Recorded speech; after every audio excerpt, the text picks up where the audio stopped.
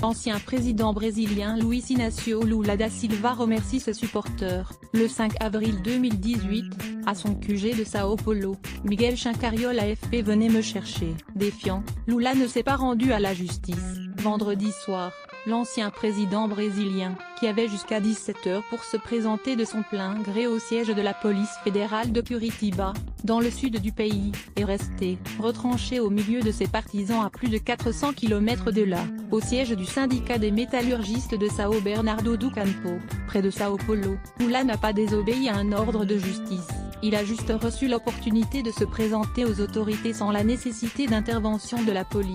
Mais tout le monde sait où il ne se cache pas, ce n'est pas un fugitif, a expliqué la porte-parole du 13e tribunal fédéral de Curitiba, Sud, à l'AFP. Il ne peut être considéré comme fugitif que s'il est recherché par la police et qu'elle ne parvient pas à le localiser, a-t-elle souligné. Il a prévu de passer la nuit avec ses supporters. Le député Zé Geraldo, du Parti des Travailleurs, PT, fondé par Lula dans les années 80, a affirmé à l'AFP que l'ex-président avait l'intention de passer la nuit au siège du syndicat, où il se trouve déjà depuis jeudi soir. C'est décidé, a-t-il expliqué.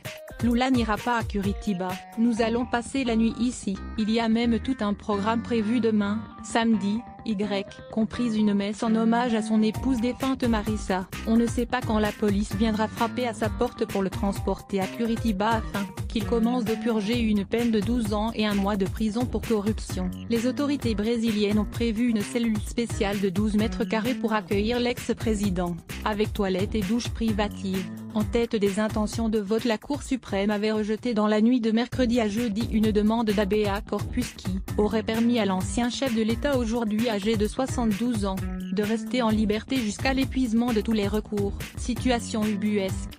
Lula, qui se trouve actuellement en tête des intentions de vote, peut même faire campagne une fois derrière les barreaux, et ce même si la loi de Fichal un pas casier vierge. Le rend en théorie inéligible au vu de sa condamnation en appel, mais sa candidature ne sera analysée officiellement qu'en septembre par la justice électorale, et ses avocats ont l'intention de multiplier les recours d'ici là. Selon les analystes, la stratégie du Parti des Travailleurs est de surfer sur les mois que suscite son incarcération pour ensuite mettre en œuvre un plan B consistant à faire bénéficier un autre membre du parti du report de vote.